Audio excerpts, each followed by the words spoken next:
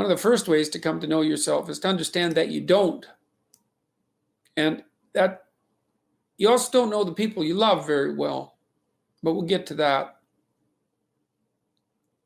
You can learn to kind of watch yourself like you're watching a stranger, but you have to adopt a position. It's a position of radical humility, I would say. Both humility in two senses. So one sense would be the humility of recognizing your ignorance. So you have to understand that you don't know who you are. And that's not easy to understand because you think you know. But then, you remember you can't control yourself very well. You're not very disciplined. You're full of flaws. Maybe you don't know yourself as well as you think.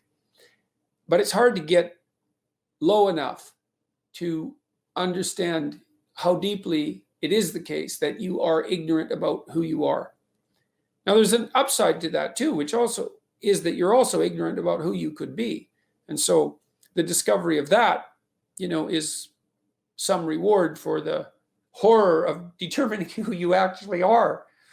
And then I would say, well, then you watch yourself, and you attend to your conscience and you watch yourself like you're watching a stranger. You watch what you say and you listen. And you think, well, what sort of person would say that? And how am I reacting emotionally when I'm communicating in that manner? Is that making me feel stronger or weaker? Is it filling me with shame? Is it helping my confidence? Am I laying out a lie? Am I deceiving myself and other people? Am I adopting this personality at parties that is designed to impress and to amuse, and it comes across as nothing but like self-centered narcissism? What are my dark fantasies? What are my aggressive fantasies? What is it that I'm willing to do? What am I interested in so that I'll spontaneously pursue it? What do I procrastinate about and why? What am I unwilling to do? What do I think is good? What do I congratulate myself for accomplishing? And what do I berate myself for failing to confront and to implement? Those are all incredibly complicated questions, and you don't know the answers to them. So that's a start. And then in terms of potential, well, you'll discover a little bit more about your potential as you discover who you are, especially the darker parts of yourself, because then you discover your potential for mayhem. There's some real utility in that. A discovery that you're dangerous. It's such a useful discovery. It's actually something that strengthens you, because the first thing that a realization like that can in fact produce is the ambition to incorporate that danger into a higher order personality, that dangerousness into a higher order personality. And that can make you implacable. That can make you someone who can say no when you need to say no. That can make you someone who won't avoid necessary conflict. And so that's unbelievably useful. And so that's one of the potentials that you might discover. The other thing you do to discover your potential is you challenge yourself. It's like rule 4 in my book, 12 Rules for Life, is compare yourself to who you were yesterday and not to who someone else is today. And that's kind of a good way to start this. It's like, well, take a bit of a look at yourself and think about what's not so good that you could improve, that you should improve by your own standards, and that you would improve, and set yourself a little goal. Maybe you're not studying at all and you're at university, or maybe you're at work and you've got this stack of paper there, and you haven't looked at that damn stack for like a month, and you know that you should be, and you're bothering yourself at night because you're avoiding that. It's like, maybe think, well, I've avoided that stack of paper completely for 1 month.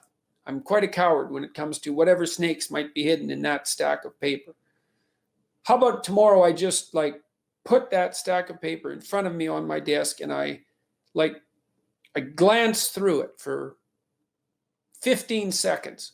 See if I can do that. It's like, well, you set yourself a goal of improvement. It's a humble goal, because really, are you such a coward that the best that you can bloody well manage after a month of avoidance is 15 seconds of exposure to a stack of paper? It could easily be you've been avoiding it. So you're obviously afraid of it. And so the situation could be that dismal and dire. And you might think, well, geez, it's no balm to my ego. It's not fostering the strength of my ego to recognize in myself someone who could only withstand 15 seconds of exposure to that thing I'm afraid of. And so that's a form of humility too. It's like there's things you could do to improve, and you know what they are. And there's small steps that you could take, that you might take, that would put you in that direction. And then the question is, are you big enough to take those small steps?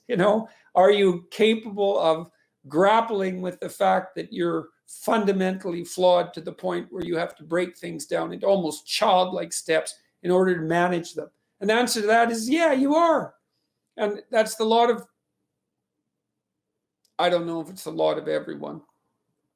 Most people have things they avoid, and they're afraid of. So I would say to some degree, it's the lot of everyone. People vary in the degree to which they've conquered that. And you do meet people from time to time who are extraordinarily disciplined. But most of the time, they've got disciplined in exactly this manner. It's through slow incremental improvement.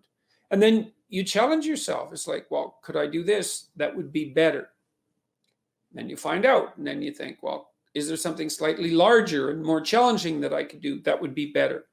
And you try it and you find out. And as you try it and you find out, generally you get better at it and you can take on larger and larger challenges. That's why I suggested, again, in 12 Rules for Life and also in Maps of Meaning, is that, you take responsibility for yourself. That's part of standing up straight with your shoulders back. It's like, take on the world, man, but only in the what would you say? Only at the level that you can manage. When you're ignorant and biased and deeply flawed and immature, it's where everyone starts. You don't want to bite off more than you can chew, but it doesn't mean that you can't wrestle with part of reality. Some part that's small enough so that you have a good shot at victory. And then you attain victory over some small part of the chaos. And then you're the person who's victorious over chaos. You're just a beginner, but that's who you are. And then maybe you can get unbelievably good at that. And maybe you can ally to that the ability to recast tyrannical order into chaos and restructure it into something deeper, more profound, and more suitable for human habitation. That's the other half of the hero myth, right? Half is to overcome chaos itself, and half is to confront tyranny where it needs to be confronted, to allow the chaotic degeneration, can allow the chaos to emerge in place of the tyranny, and then can recast that into the order that's proper. And you do that by challenging yourself humbly at the level that you're able to function.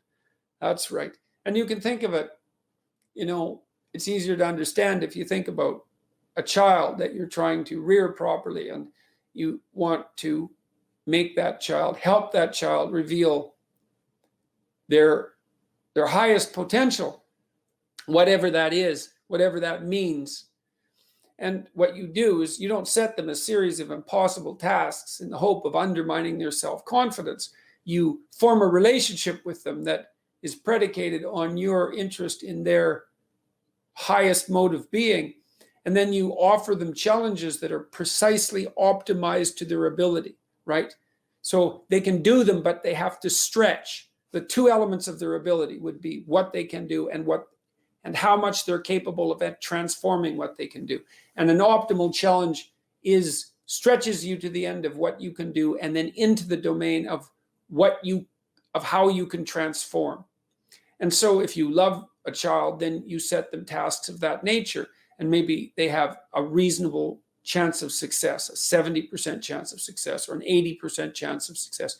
Might depend on how sensitive your child is. You do the same thing for yourself, but you have to be humble and wise enough to understand that you might have to aim pretty damn low, especially in those places where you're not functioning well. And it might be so embarrassing that you can't bring yourself to fathom that that's actually who you are. But, Jung described the fool, the archetypal figure of the trickster and the fool, as the precursor to the savior, to the redeemer.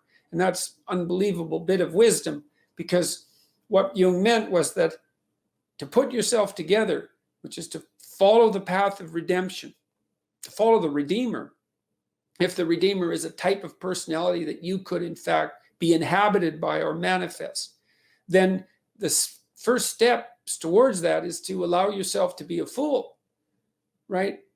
It's because you don't know what you're doing. You have to admit that. And there's going to be a loss of ego or destruction of ego, arrogant ego that necessarily accompanies that. But you need the loss of that arrogant ego, because it's precisely what's interfering with your movement forward. It's part of the adversarial process, mythologically speaking, that stops moral progress. You're too proud of who you think you are to notice what you're like so that you could change properly. You don't want to sacrifice that part of yourself. It's probably associated with some delusion that helps you maintain, what would you say, a positive, although very fragile self-image, in the absence of genuine effort. It's not to be recommended. So, you know yourself by watching and paying attention. That's why the Egyptians worshipped Horus, the eye, as a god. They knew that attention was important. And the Mesopotamians did the same thing with their god Marduk. It's not thinking exactly. It's not imagination. It's watching like you're a snake. A snake, is a symbol of wisdom, in part because a snake is a symbol of many things, but wisdom is one of them. I suppose it's because encounters with snakes, that if they're not fatal, they make you wise. Because a snake watches like cold-bloodedly, with no emotional reaction, just to see what's there. It doesn't allow, symbolically speaking, doesn't allow what is wanted or desired to interfere with what is observed. So you watch yourself like that, as if you don't know who you are. Well, that's the beginning. And then you challenge yourself continually to see how far past yesterday you can push today and tomorrow, and to continually experiment with expanding the domains not only of your competence, but of your ability to increase that competence. And it's not obvious to me. The upper limit to that is proportional to the moral effort that you put into it. The more that's guided by the highest of all possible visions, right? The alliance with the highest of all possible conceivable good. And the more it's motivated by, the more it's accompanied by truth in speech and action, the more you will develop your potential. And I believe that potential to be as unlimited in the upward direction, more unlimited in the upward direction than it is unlimited in the direction that brings people to the political and social hells that so often characterize the world that we inhabit. And so you also, I suppose, have to be willing to undertake that as an adventure, because it's a hell of a thing to bear that kind of responsibility. It takes a person out of the ordinary. It takes them out of themselves. And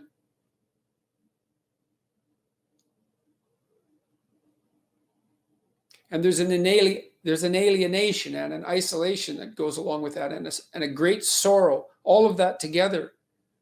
But there's deep meaning to be had in it, and there isn't anything better that you can do. So that's the answer to that question.